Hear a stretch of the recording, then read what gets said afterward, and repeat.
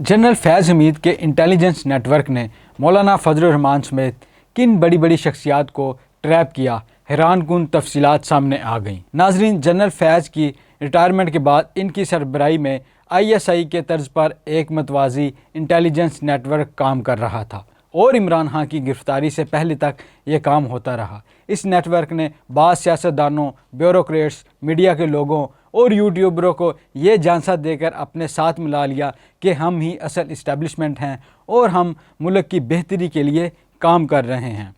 General फैज़ हमीद के intelligence network के झांसे में आने वालों में मौलाना फजलुर रहमान, चौधरी परवेज़ इलाही, कमिश्नर रावलपिंडी और कई यूट्यूबर्स शामिल हैं।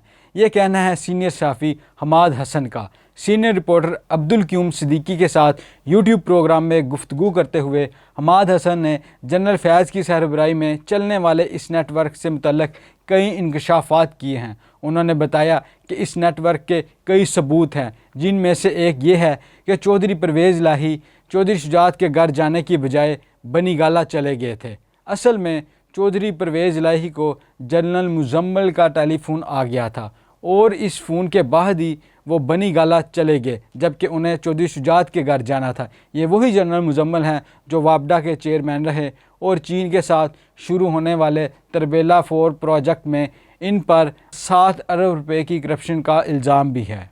चौधरी परवेज़ इलाही को जनरल मुजम्मल ट्रैप कर रहे थे और जनरल मुजम्मल इसी मतवाज़ी इंटेलिजेंस नेटवर्क का हिस्सा थे। इसके बाद कमिश्नर रावलपिंडी को भी इसी नेटवर्क के ज़रिए ट्रैप किया गया।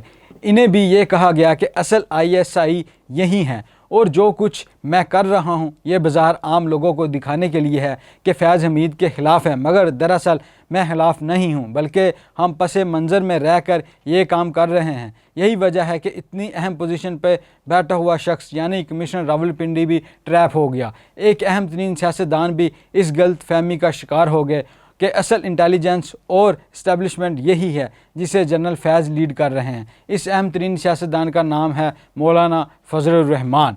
नाजरीन, मौलाना फजलुर रहमान को इस नेटवर्क की जानिब से कहा गया कि माजी को छोड़ें और PTI के साथ बैठ जाएं, हम मुल्क को आगे लेकर जाना चाहते हैं। हमाद हसन ने बताया कि मौलाना फजलुर रहमान धोखे में आ गए और वो पूरी नेक नीयती के साथ इस मंसूबे का हिस्सा बन गए कि वाकई मुल्क को इन मसाइल से निकालने के लिए कुछ किया जा रहा है। PTI का जारहाना रवैया बदला जा रहा है और मुल्क को माशी मुश्किलात से निकालने के लिए काम हो रहा है। मौलाना की नीयत ठीक थी, इसलिए वो इस नेटवर्क के नज़दीक आए और इनके झांसे में आ गए। अब्दुल क्यूम सिद्दीकी के सवाल के जवाब में सहाफ़ी हमाद हसन का कहना था कि PTI तहरीके तहफ़्ज़ुज़ आइन में शामिल किए गए लोग इसी गलत फहमी का शिकार हो गए थे। हमाद हसन के मुताबिक इस नेटवर्क का कनेक्शन बहुत दूर तक फैला हुआ था। चीफ जस्टिस काजी फ़ाइज़ ईसा के ख़िलाफ़ यूट्यूब पर चलने वाली मुहिम भी इसी कनेक्शन का नतीजा थी। मौजूदा चीफ जस्टिस पर जितनी तनकीद हुई, इतनी जस्टिस साकिब निसार, जस्टिस उमर बंदियाल और जस्टिस गुलजार के ख़िलाफ़ क्यों नहीं हुई? हालांकि इन तीनों के मुकाबले में मौजूदा चीफ जस्टिस काजी फ़ाइज़ ईसा की क्रेडिबिलिटी कई दर्जे बेहतर है। इसके अलावा मीडिया के भी वही सही कनेक्शन थे, सियासतदानों के भी, ब्यूरोक्रेसी के भी, और ये सभी लोग इसी मतवाज़ी इंटेलिजेंस नेटवर्क के ज़रिए ट्रैप में आए थे।